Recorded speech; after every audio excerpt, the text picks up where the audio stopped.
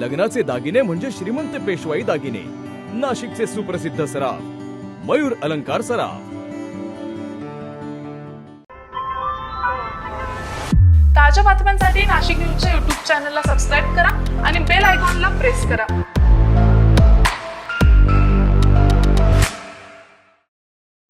गुरु शिष्य जयंती महोत्सव तसेच क्रांतीसूर्य महात्मा ज्योतिबा फुले आणि भारतरत्न डॉक्टर बाबासाहेब आंबेडकर यांच्या जयंतीनिमित्त सातपूर गावात वय मी सावित्री हा एकपात्री नाटकाचे आयोजन करण्यात आले.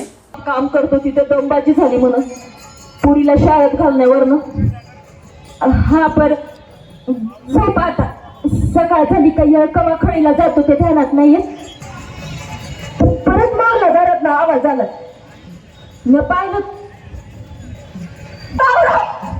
एक जणी त्या दोघांना बी थांबवा. तेव्हा विचार होता मोनिया मारेकरांची मन पालटली असं वाटतंय मला. एक दिवस मला शेठजींनी बाबा पद्मनजींची यमुना पर्यटन वाचायला आणून दिली. इथवेच दुःख मांडलेली ती पहिली कादंबरी.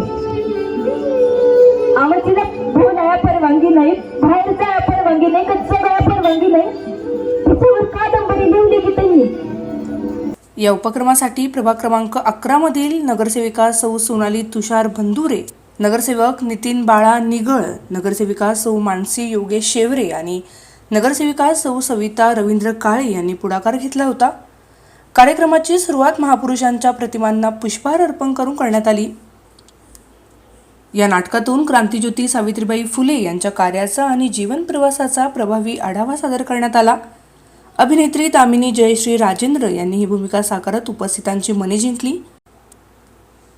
या प्रसंगी नगरसेवक समाधान देवरे, नगरसेविका अंकिता महेंद्र शिंदे यांच्यासह विविध सामाजिक, राजकीय व शैक्षणिक क्षेत्रातील मान्यवर मोठ्या संख्येने उपस्थित होते. सातपूर गावातील मारुती मंदिर येथे मोठ्या संख्येने नागरिकांनी उपस्थित राहून नाटकाचा आस्वादही घेतला. तुषार ढेपले, नाशिक न्यूज, नाशिक.